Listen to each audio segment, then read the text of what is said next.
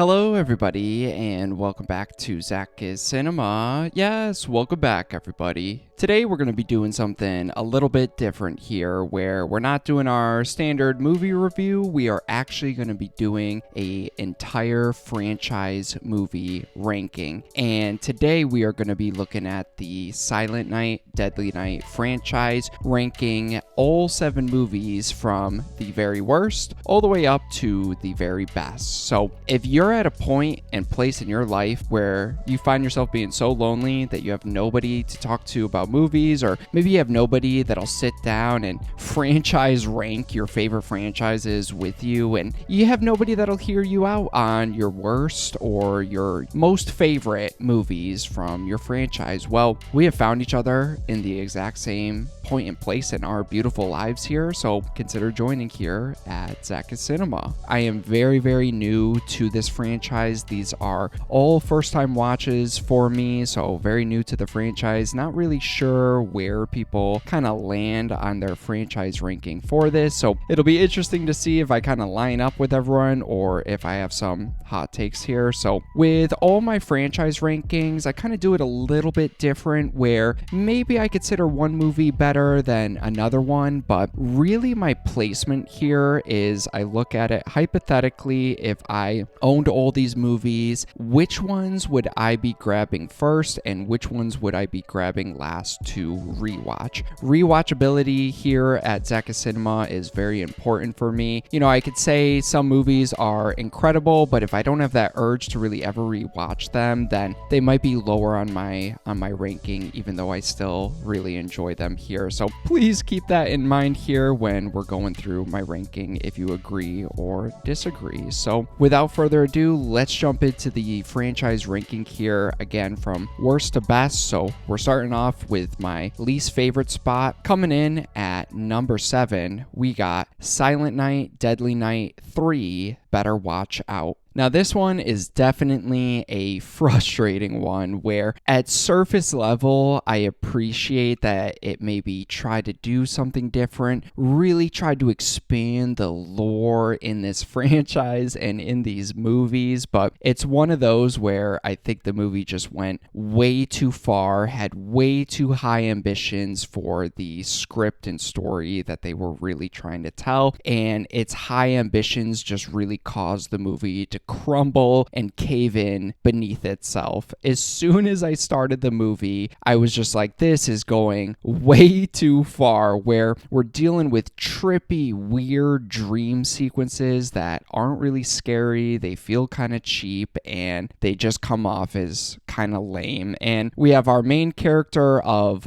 Laura here, where she is in this laboratory research center, where this research center and doctors are trying to connect people in their brains and dreams, and trying to create this telepathic communication to coma victims and people that are a little bit more sensitive with their telepathic capabilities. And in this case, they are trying to connect Laura and her powers and abilities, and trying to connect it to a coma patient, which is actually Ricky, which is Billy's brother that we saw in the first and main character in our second one. He is now our creepy coma patient in this third one. And this movie just did not work for me on any level, unfortunately. The script, the writing, the characters, the acting, all fell super flat for me. If anything, it really just felt like a Dream Warriors knockoff of a movie. Some spec script that was a ripoff of Dream Warriors, and they just needed a title. They needed a budget for me, so they slapped on Silent Night, Deadly Night as some familiar franchise to get money for making this movie, and it really just feels so far removed from the franchise, even further removed than all the other ones that went with more of its anthology route. It still felt way way less connected than those other movies, unfortunately. And it would have been cool if they actually utilized this supernatural approach that Laura and I guess Ricky has as some sort of cool plot device in the movie, but it really just comes off like they had no clue on how to utilize it. Really, the supernatural connection in this movie between Ricky and Laura here really just act as a writing convenience. If anything, it really just allows our characters to know where Ricky is, where Laura is, and has them following each other. So they do something cool with the initial setup, but don't do anything with it and really just use it as a writing convenience, really just telling the characters exactly where they're going to be, and therefore it just turns into your typical slasher movie with Ricky being the slasher villain, knowing where Laura is, and he's just going to walk and hunt her down and confront her. So it's basically just a slasher movie with this supernatural edge skin wrapped around it, but they failed to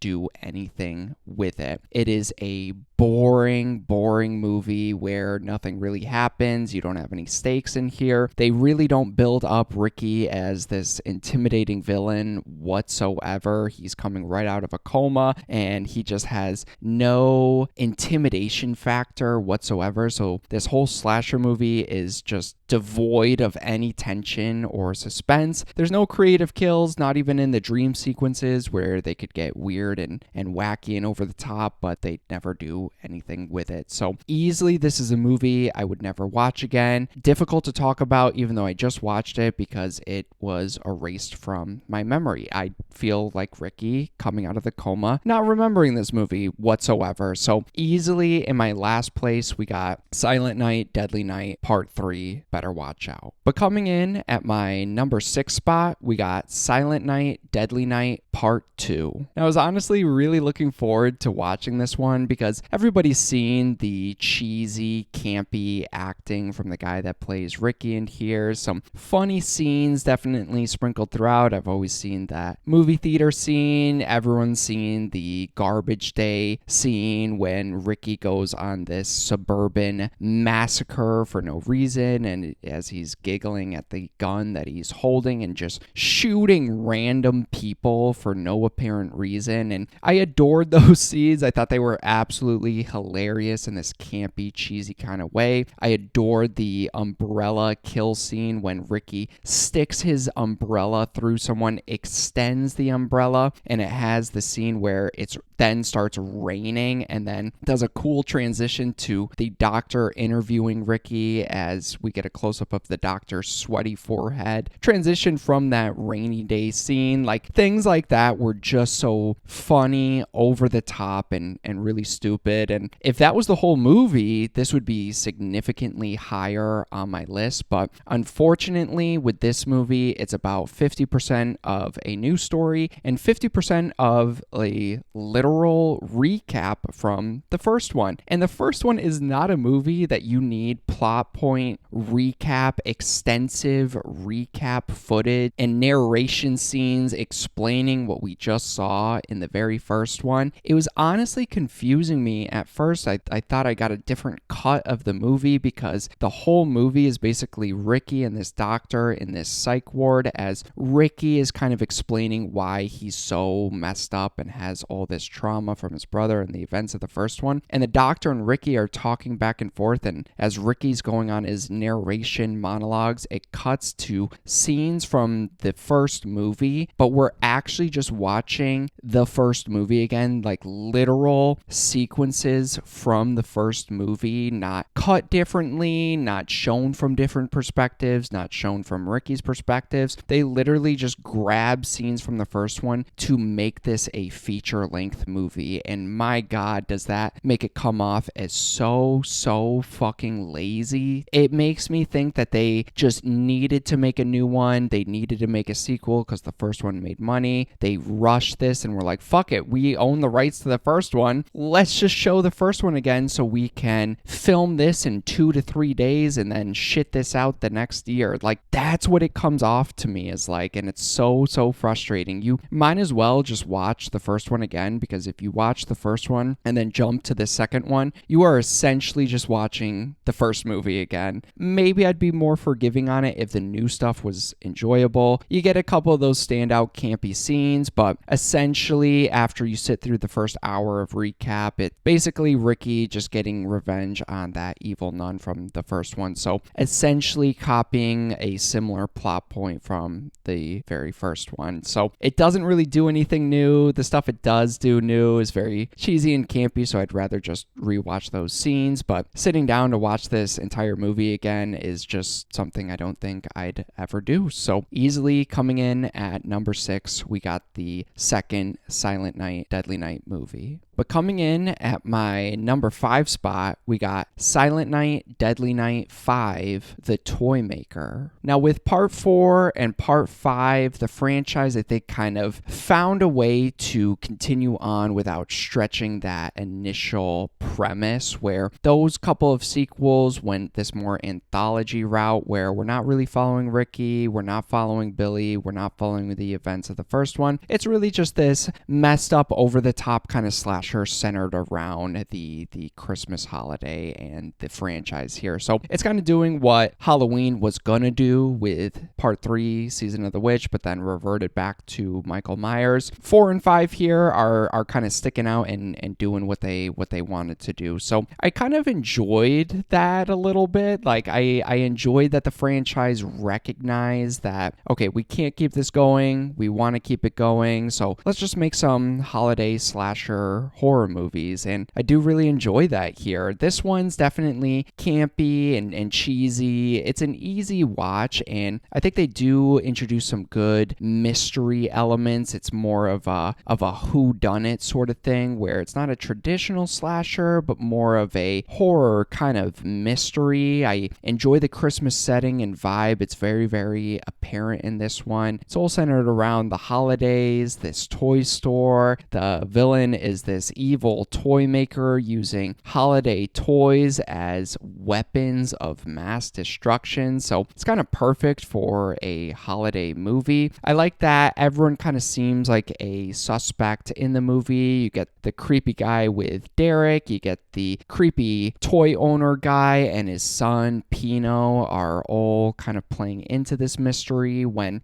things are revealed, it kind of recontextualizes things that we saw with Derek in the beginning, and they still come off as creepy, but you kind of understand more so what he's doing once you find out that Derek is actually this boy's father and is trying to get back together with his mom here. So it makes a little bit more sense. I do enjoy the mystery side, the initial setup and premise for this movie. However, I think it's coming in at my number 5 spot because I don't think they pushed it as over the top as they really needed to up until the third act, when it just completely goes way too over the top. And I think that ending would have been more fitting if the movie kind of recognized what it was all throughout the movie. Like at the end, you get cool scenes of toys coming to life and causing this mass destruction, but all throughout the movie, you really don't get that. I think they were obviously saving their budget for the third act there to really do what they really wanted to do here. So the middle can kind of drag a little bit, where it's not as over the top and gory as you expected, and they kind of play it a little bit safe. Like there's a scene of these rollerblades a kid gets, and it turns out there's rockets to it, and it causes them to go flying throughout the neighborhood. So it's like things like that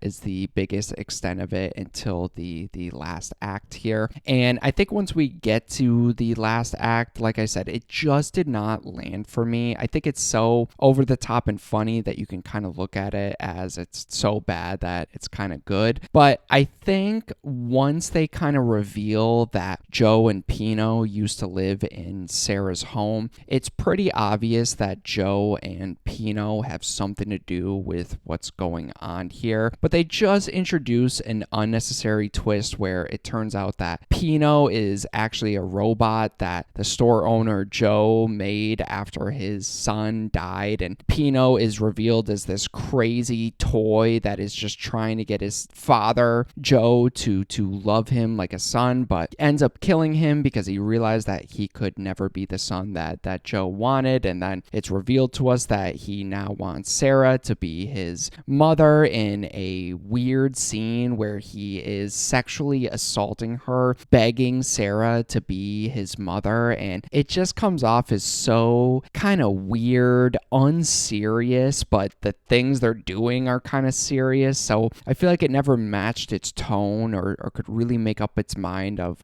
what it was really going to go for. And the acting is so bad in the end of it when Pino's revealed as this robot toy character. He starts almost acting like a different character, basically just monologuing and word vomiting all of the exposition that we need for the movie here. And his practical effects just look so stupid. It looks like a naked Ken doll, as I explained in my review, and I just don't think the movie knew exactly what to do all throughout. Like, that crazy third act I think would have worked better if the whole movie was like that, but the whole 75% of the movie kind of takes itself pretty serious, even though what they're doing is not serious. And then by the last 10%, they're like, oh shit, this is really stupid. Maybe we should lean into this a bit more, but they leaned way too far, and I just didn't find it that investful, unfortunately. But like I said, an easy watch. It's some dumb fun. It centers around the holiday very well. So I think it's a perfect background movie. If it's streaming or on TV, check it out. I could see people enjoying it a little bit more than I did. But coming in at my number 5 spot, we got the 5th one, The Toy Maker. But coming in at my number 4 spot, we got Silent Night, which came out in 2012. So this is our second remake on the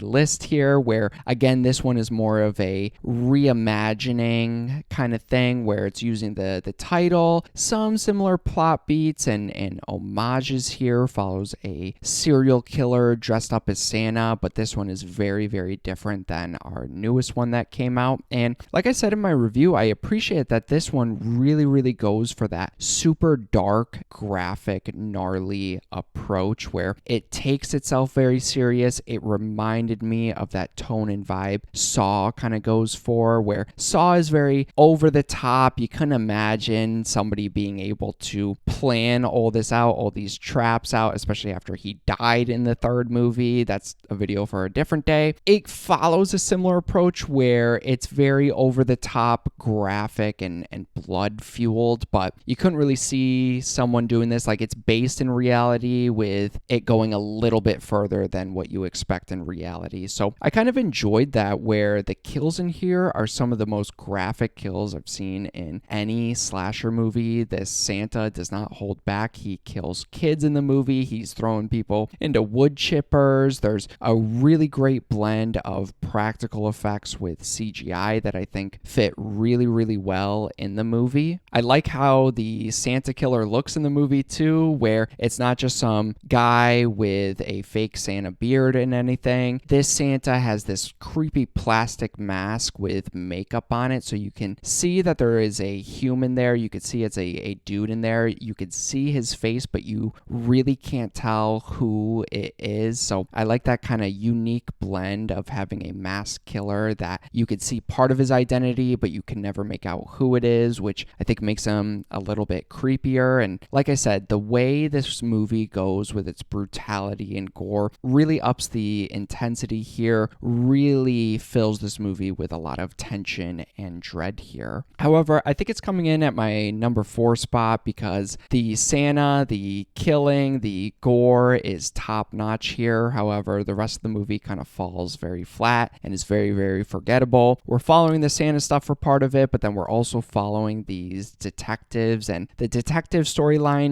never really matches up to the amazing brutal gore that we're seeing on the Santa side of things. It's kind of frustrating where we're seeing the Santa kill people and then we jump back to the detectives, and we're really just following the detectives trying to play catch up with the Santa. So we see Santa kill someone, the detectives jump in, and we're just constantly following the detectives investigating the kill scene that we just saw us. So it plays it like it's an investigative movie, but it doesn't really have that same intrigue that I think they thought they had with it. And a pretty big missed opportunity with this one is it plays like it's a whodunit movie, but there's really no red herrings or any other suspects. Like I said, we're just following the Santa killer and then the detectives, but there's no one really in the detective force that you would suspect for doing something like this. But they kind of play it out like we're trying to figure out who this is, even though they don't really key the audience in on that fun whodunit side that I think this movie would have significantly benefited from. And unfortunately, this movie would have been lifted up a little bit if the ending revelation and twist would have landed better. Even though they should have played it as a whodunit, I still think if they had a good reveal or interesting motivation, I think it would have really benefited the movie. Unfortunately, we just kind of find out that the killer is this character named Ronald, but Ronald really has no significance to the story or us as audience members. We get this last minute flashback of revealing to us that young Ronald watched his father die as he was dressed as Santa, and he was a part of a standoff thing with the police, and they were trying to apprehend a different criminal, saw Ronald's father, and then shot him and killed him right in front of Ronald, and then that traumatized Ronald and set up his obsession and eventual killing spree later as an adult. So like I said, Ronald really has no significance to the movie until it's revealed to us, so there's really no motivation there. We have zero connection or ever really shown the significance of his father, so we don't really care about Ronald or the situation as a whole. So it's just very confusing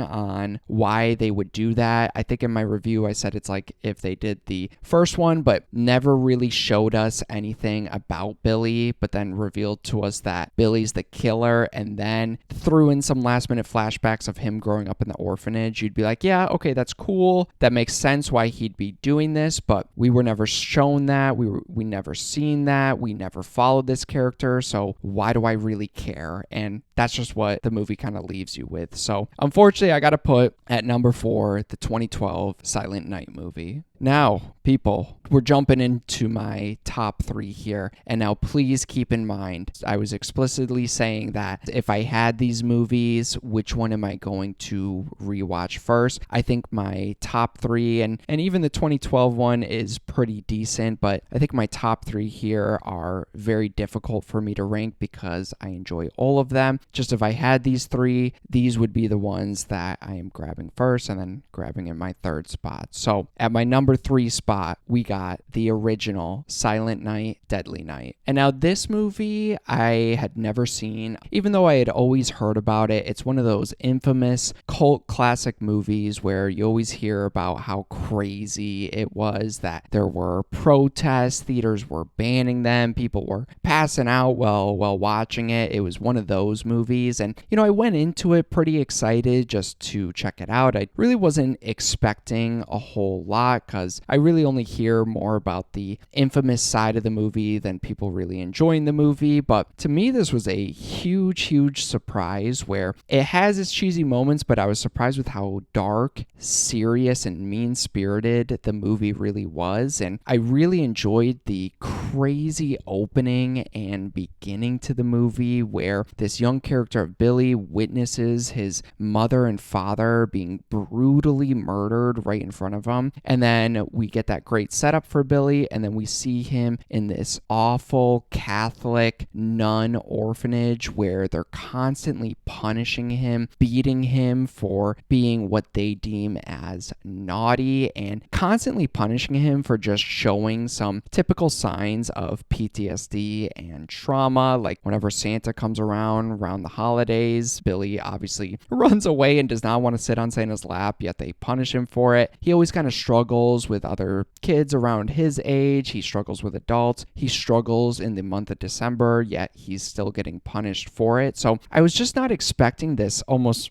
deep character study of a kid growing up with significant trauma and then being placed in a orphanage that kind of distorted his view of what's good and what's naughty and what we do to those who are naughty, and kind of tying into that religious and holiday theme of Santa, really just taking this darker look at what Santa's kind of doing by this holier than thou Santa Claus of judging people and showing a kid's perspective on something like that. So to me, I don't know if I was just reading too much into it, but I really connected with it just growing up in a super religious home and felt like Billy around the holidays and growing up in church of, constantly being on the lookout if I'm being good or being naughty here, and that anxiety that it can cause, that distortion it can cause growing up in a setting like that. So I really enjoyed that side of things. It was much deeper than I thought it was really going to be, and I just love the simple twist of honestly just making this Santa character and Billy evil, but with the same rules. It's very similar to like an evil Superman, where you get his perspective and you get what he is trying to do. He's just going about it in a very dark and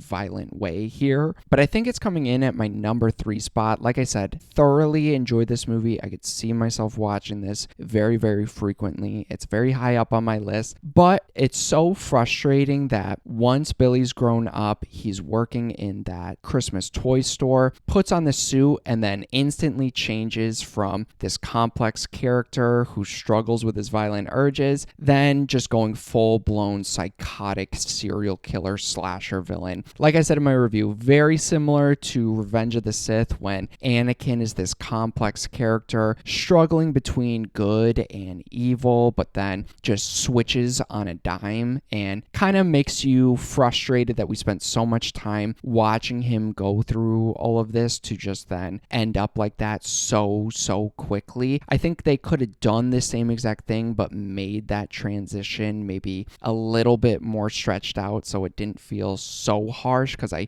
felt myself almost kind of obviously losing sympathy for Billy, just seeing him turn evil like that so quickly. And I get that it's essentially a tragedy. We're watching this character just tragically succumb to his worst tendencies and urges, but it's just frustrating that it happened so quickly, because I felt like they almost kind of ruined all of the great setup that they had in the beginning. But like I said, very enjoyable movie, much better than I ever thought it was gonna be, and I really enjoy it. And even that negative I have with the movie doesn't really take away from my enjoyment. So coming in at my number 3 spot, we got the original Silent Night, Deadly Night. But coming in at my number 2 spot, we got the brand new one, the 2025 Silent Night, Deadly Night movie. Now you could say, ZakIsCinema, I think this is a prime example of recency bias, and I'd look at you and say, yeah, you might be right, but these are all first-time watches, and I'm putting this at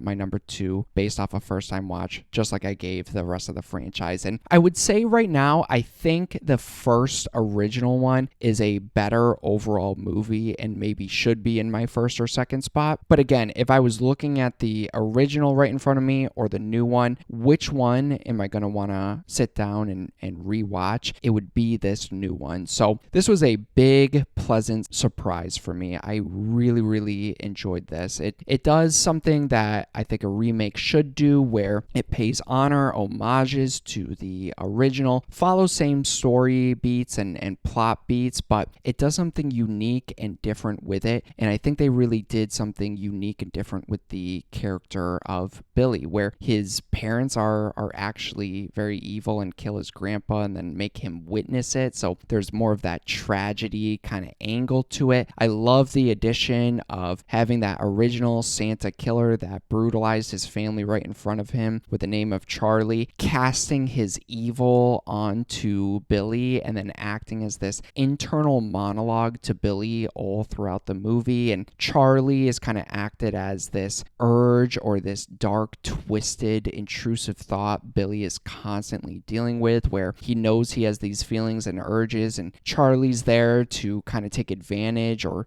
utilize that, but at the same time he has Billy's best interest in mind with causing him to do this, causing him to kill people to satisfy that kind of urge in him, but do it in a safe way to kind of take care of Billy. So it goes along with that tragedy angle there. It adds a little bit more. There's a unique kind of dynamic that we didn't get in any of these movies, so I thoroughly enjoyed that part. I think this movie is brutal, gory, very over the top, but takes itself very serious. I like the addition of Charlie. Like I said, it gives me this Dexter vibe mixed with Venom, mixed with a holiday cheesy romance movie that I thought worked very, very well in this movie. Just overall, really enjoyed it. I enjoyed the Christmas vibe here. I could, like I said, easily rewatch this one. It's a lot of fun. The pacing is absolutely phenomenal, and I like that dark kind of edge it leaves off with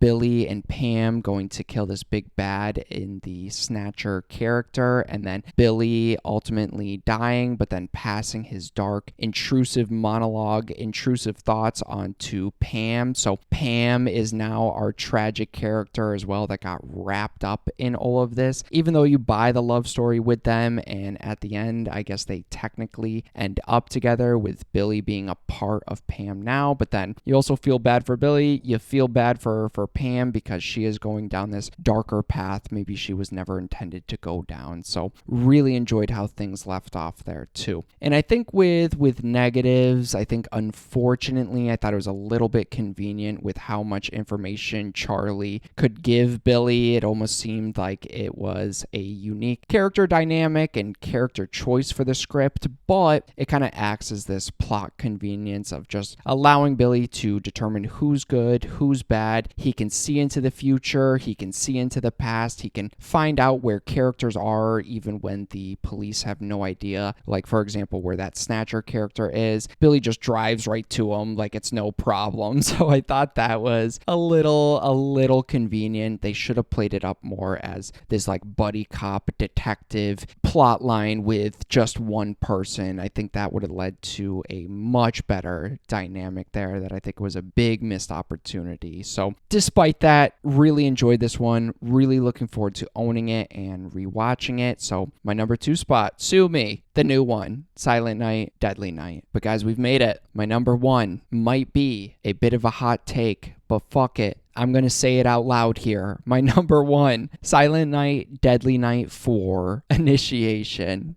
Now, if you would have told me at the beginning of this review series that the random VHS, straight to VHS sequel that split off from the franchise and went more of its anthology route would be my number 1, I'd tell you, you're crazy, and it probably won't be, but it is here. This one was such a big surprise, and honestly, I could say right now, this definitely has a lot of flaws. If somebody told me this was their least favorite and you're clicking off the video right now, I totally get that. But for me, I thoroughly enjoyed this movie. I really enjoyed how it strayed away from the franchise and just kind of went in its own anthology route. It didn't have anything to do with Billy or Ricky, but just had this holiday horror mystery cult movie wrapped up in this franchise's skin, and I really enjoyed it. Maybe it's because I hated part 2 and part 3 and I was just so surprised with part 4. Maybe it's a bit of recency bias as well and not growing up with the franchise, but I think this is such an underrated gem where you get great sequences of disturbing body horror. You get some interesting cult stuff that take advantage of this character of Kim, who is this character that works in a newsroom but wants to be more, wants to do more, wants to be a news reporter, and decides to investigate this interesting setup that we saw in the beginning with this lady falling or jumping off the building with half her body on fire and charred, and she's really captivated by this story, really wants to investigate it, thinks there's something else going on in in the movie, but nobody around her takes her seriously. And then that's when this cult steps in to take advantage of someone, lets Kim know that she is being heard, and really takes her drive and determination and almost kind of utilizes it for their own selfish needs. So I think on a story level, this is the most ambitious, complex in the franchise, and I think it really works. I think it really lands, and I think it just leads to a really interesting movie that I had a lot of fun with.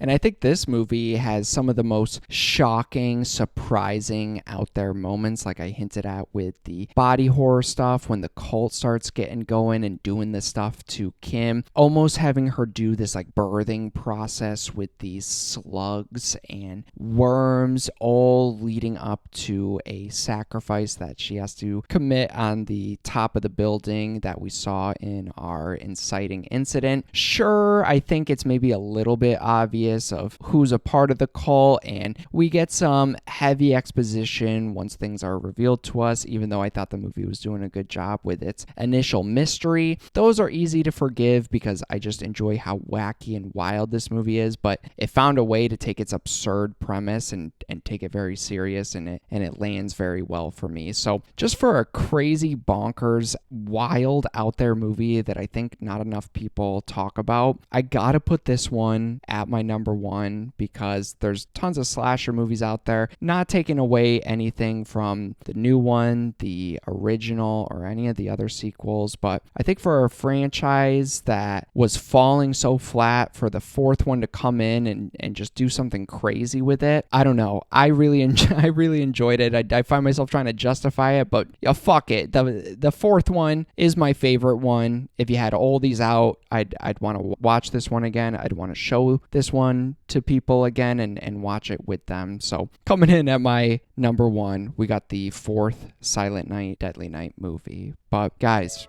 we have made it to the end. We have made it past our lovely franchise review series. I think I forgot to say in the beginning, but if you're interested in more in my in-depth thoughts, I have extensive videos and reviews on every single movie in the franchise, so feel free to check that out. And you got my ranking for the franchise. This was a lot of fun. Like I said, first time watches for all these movies, and very excited to hear everyone's thoughts and feelings down below. Please let me know if you agree with my ranking. If you heavily disagree, let me know your personal ranking down below. I'd love to hear everybody's thoughts and feelings on this franchise. But that's about it. I appreciate anybody watching my videos, so thank you so much. And yeah, look forward to more ZakIsCinema coming very soon.